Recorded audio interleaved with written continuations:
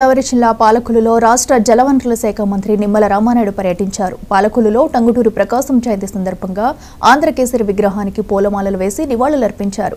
ఉమ్మడి రాష్ట్రానికి తొలి ముఖ్యమంత్రిగా పనిచేశారని, ఆంగ్లేయులకు వ్యతిరేకంగా స్వాతంత్ర్యోద్యమంలో కీలక పాత్ర పోషించారని నిమ్మల పేర్కొన్నారు.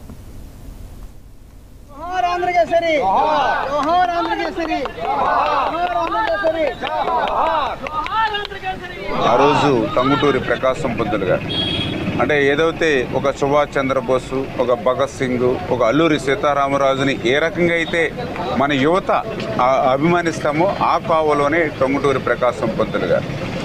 ఆయన కూడా ఈ దేశానికి స్వతంత్రం వచ్చిన తర్వాత మొట్టమొదటి ఉమ్మడి తెలుగు రాష్ట్రానికి ముఖ్యమంత్రిగా ఆయన సేవలను మనందరం కూడా ఉపయోగించుకున్నాం.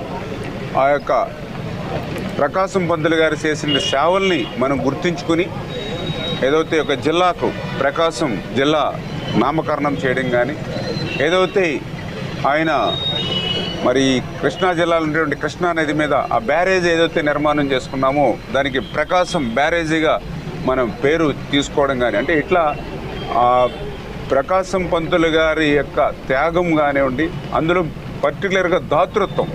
ఎందుకంటే ఆయనకి వేల కోట్ల రూపాయల ఆస్తులు ఆ రోజుల్లో ఉంటే అవన్నీ కూడా ఈ దేశం కోసం, ఈ స్వతంత్రం కోసం, ఈ భరతమాత కోసం త్యాగం చేసినటువంటి త్యాగధనుడు.